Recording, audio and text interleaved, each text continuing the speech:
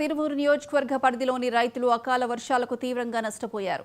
ఈదురుగాలులతో కూడిన వర్షానికి చేతికి వచ్చిన పంట నేలరాడంతో విసన్నపేట, ఏకొండూరు మండలాల రైతులు విలపిస్తున్నారు. బొప్పాయి, నిమ్మ, మామిడి, పందిరి పంటలు నష్టపోయినట్లు అగ్రికల్చరల్ అధికారి నరేంద్ర కుమార్ తెలిపారు.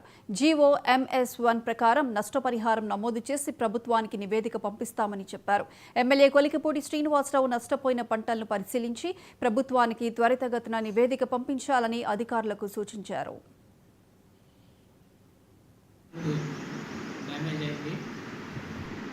నిమ్మ 15 హెక్టార్లు డ్యామేజ్ అయింది.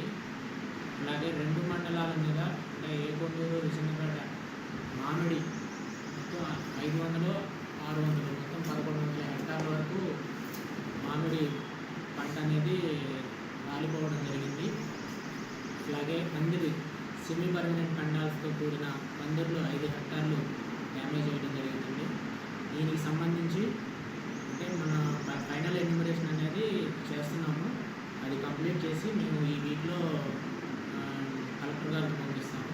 తర్వాత ఎన్యూమరేషన్ జీవో MS-1 ప్రకారం మామిడికి 35,000 రూపాయలు ఒక హెక్టార్కి, అలాగే బొప్పాయికి 25,000 ఒక హెక్టార్కి, అలాగే నిమ్మకి 35,000 ఒక హెక్టార్కి, వెజిటేబుల్స్ పందిర్లతో కూడిన వెజిటేబుల్స్ కూరగాయలు పండించే రైతులకి ఒక హెక్టార్కి 25,000 రూపాయలు కాంపెన్సేషన్ అనేది జీవో MS-1 ప్రకారం ఉంది. దాని ప్రకారం మేము రిపోర్ట్ చేసి పంపిస్తాము.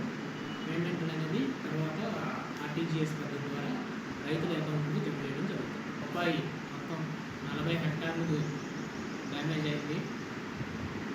నిమ్మ 15 హెక్టార్లు డ్యామేజ్ అయింది.